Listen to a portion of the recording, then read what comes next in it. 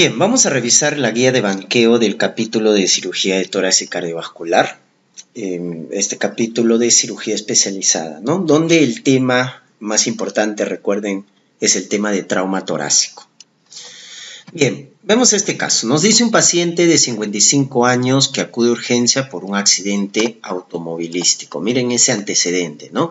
Es un paciente adulto que nos indican que ha sufrido un accidente automovilístico y hay que estar pensando en trauma torácico, en trauma abdominal, en trauma encefalocraniano, etcétera, ¿no?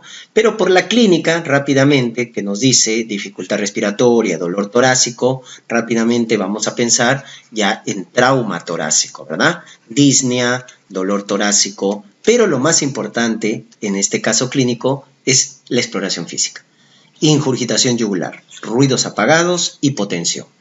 Recuerden, ingurgitación yugular por el aumento de presión venosa central, ruidos apagados y la presencia de hipotensión, la famosa triada de Beck. Por lo tanto, ya debemos estar sospechando en un taponamiento cardíaco. Recuerden que en esta patología también el pulso, importante que se acuerden, el famoso pulso paradojal, ese pulso que baja más de 10 milímetros de mercurio durante la inspiración. Y en los exámenes nos dicen el electrocardiograma, típico de los derrames pericárdicos, ¿no? La alternancia del eje eléctrico. La alternancia del eje eléctrico es característico cuando hay derrame pericárdico, y más si es severo, pues el derrame, ¿no? Porque recuerden que el taponamiento de manera aguda se produce cuando es más de 250 mililitros y de manera crónica cuando es más de 2 litros, ¿verdad? Entonces, recuerden ese dato característico del taponamiento cardíaco. ¿Estamos? Ahora, la prueba confirmatoria, recuerden que es el ecocardiograma. ¿Ya? La prueba confirmatoria es el ecocardiograma, donde te van a decir colapso de cavidades derechas.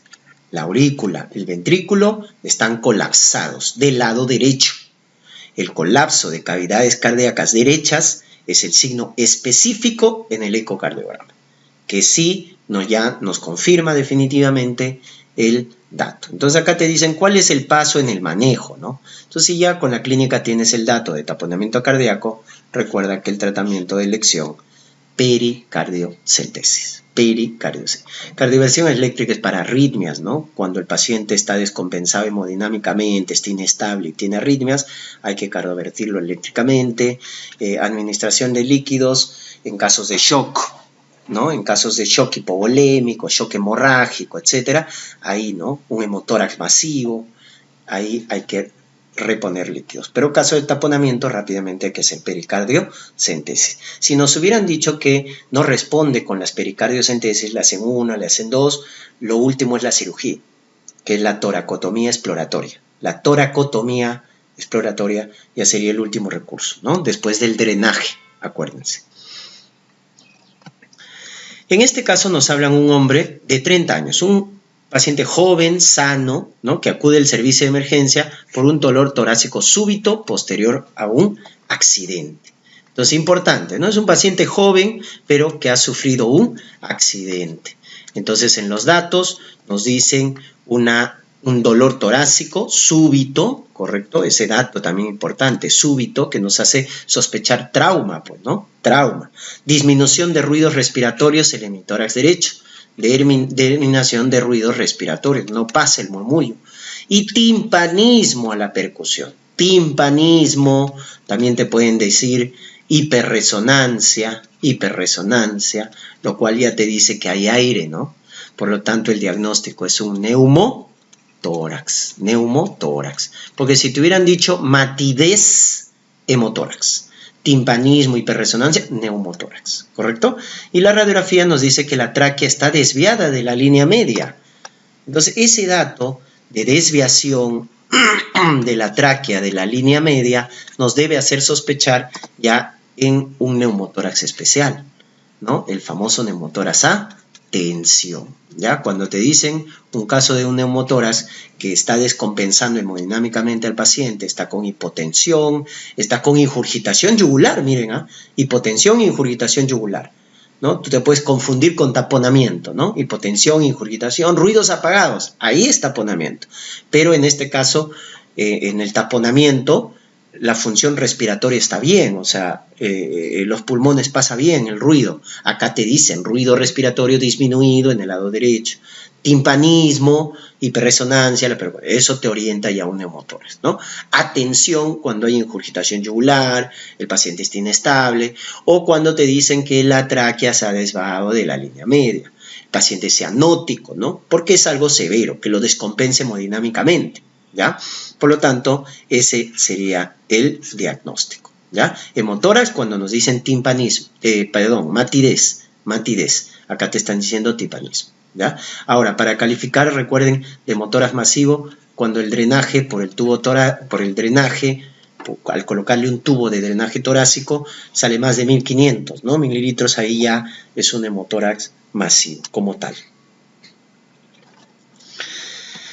Veamos este caso, nos dice paciente 45 años, sufre accidente de tránsito, llevado a urgencia por dificultad respiratoria, dolor en el lado izquierdo, a la exploración ruidos respiratorios disminuidos en el hemitórax izquierdo y matidez. La radiografía muestra un nivel de líquido en dicho hemitórax. Entonces, importante, paciente joven, 45 años, pero que viene con un accidente. Entonces ahí sospechar, pues, ¿no? Trauma torácico, trauma abdominal, dependiendo de la clínica del paciente. Acá rápidamente, al decirnos que hay disnea, al decirnos que hay dolor torácico, lo más probable es que se trate de un trauma torácico. Y en la exploración, ruidos respiratorios disminuidos, no pasa el murmullo. Y matidez a la percusión. Ese dato es muy importante, porque eso ya nos configura el diagnóstico de un hemotórax, que se confirma con la radiografía, porque nos dicen nivel de líquido, o también te pueden decir una imagen radiopaca, ¿no? Radiopacidad, acuérdense, eso es sangre, ¿no? En un contexto de trauma torácico. Si fuera neumotórax, aire, te dirían en el examen físico hiperresonancia, hipersonoridad, o en la radiografía aumento de la radiotransparencia, de la radiolucidez. En hemotórax es matidez, y en la radiografía radiopacidad. Recuerden ese dato. ¿Qué hacemos en un hemotórax? El manejo inicial es drenar el hemotórax. Entonces, ¿cómo puedes drenar? El drenaje es colocando un tubo de drenaje torácico, ¿correcto? Y eso se conoce con el nombre de toracos, con S, ostomía. Olvídate de la toracocentesis, eso es para neumología, estás en trauma torácico. Toracocentesis no me marques, eso es tus criterios de LAI para ver exudado, trasudado, etc. Acá estás en drenaje, colocar tubo de drenaje torácico, o también conocido con el nombre de toracostomía, ¿ya? O drenaje, o colocación de tubo de drenaje en el quinto espacio con la línea axilar anterior o línea axilar media. Toracotomía exploratoria abierta es la cirugía. Eso es el siguiente paso. Si no responde el drenaje, viene recién la cirugía, ¿no? Entonces, o en este caso del hemotórax, ¿cuándo se indica tratamiento quirúrgico? Cuando el hemotórax es masivo. ¿Y cuándo defines que es masivo? Cuando has colocado el tubo de drenaje torácico y te sale más de 1500 mililitros o más de 20 mililitros por kilo de peso. Entonces, ahí, cuando defines por el drenaje que es un hemotórax masivo, la mandas a cirugía. Y ahí recién será toracotomía abierta, toracotomía exploratoria, toracotomía quirúrgica, ¿ya? Tengan en cuenta ese dato. Entonces, primero drenaje, lo último es la cirugía, ¿correcto? Primero drenaje. Por eso la respuesta es toracostomía. Doctor, yo he escuchado un término que le llaman toracotomía mínima cerrada. ¿Qué es eso, doctor? Esto es lo mismo que toracostomía. Ojo, son sinónimos. Drenaje, colocación de tubo, toracostomía, toracotomía mínima cerrada son sinónimos. son sinónimos, ¿ya? En cambio, si te dicen a secas nomás toracotomía, o toracotomía abierta, o toracotomía exploratoria, eso es la cirugía. Y eso se hace cuando ya has definido que es un hemotoras masivo. ¿Y cómo defines un hemotoras masivo?